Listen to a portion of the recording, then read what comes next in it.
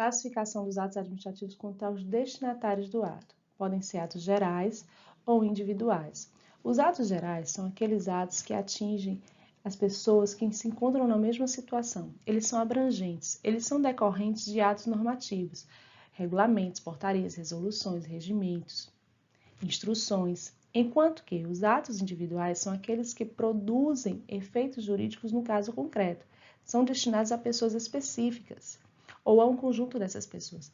Por exemplo, licenças, autorizações, nomeações. Imagine, por exemplo, a nomeação para um cargo público.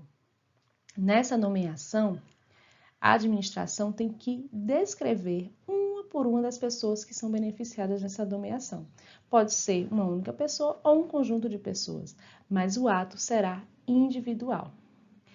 É importante lembrar que os autores que entendem que o conceito de ato administrativo exclui os atos normativos por considerarem atos meramente administrativos e que não produzem efeitos jurídicos, como os atos administrativos individuais, excluiriam, portanto, essa classificação.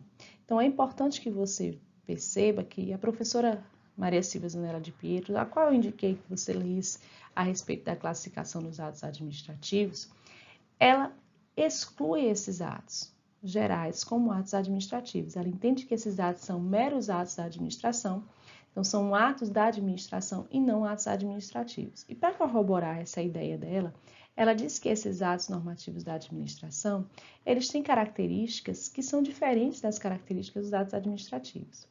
No nosso entendimento, há um sentido mais formal de ato administrativo mais amplo, mas evidentemente é importante que você entenda essa diferenciação que de Pietro nos adverte.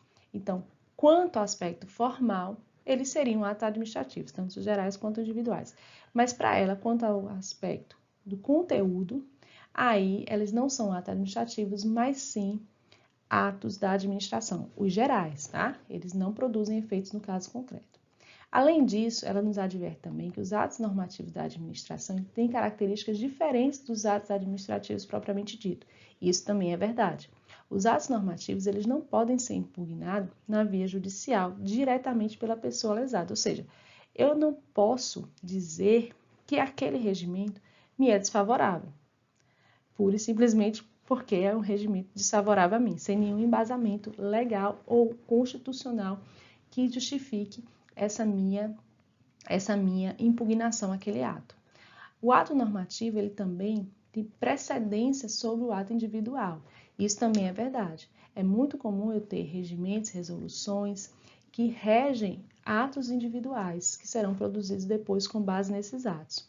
O ato normativo também, ele é sempre revogável pela administração, porque ele é geral, ele atinge de forma mais ampla e não com efeitos mais concretos. Já o ato individual, ele tem restrições em relação à contra-revogação, porque ele pode atingir direitos subjetivos do administrado. E aí a proteção, ela é mais importante. O ato normativo, ele também não pode ser impugnado administrativamente pura e simplesmente pela sua existência. Ou seja, eu não posso alegar por meio de recursos administrativos que aquela resolução, ela não é favorável a mim. Mas eu posso impugnar por meio de recurso administrativo um ato individual, principalmente com base em outros atos normativos. Então, faz sentido a gente observar essa classificação e faz sentido também a gente observar os detalhes que Pietro nos chama a atenção em relação ao conceito de ato administrativo, como ele interfere nessa classificação.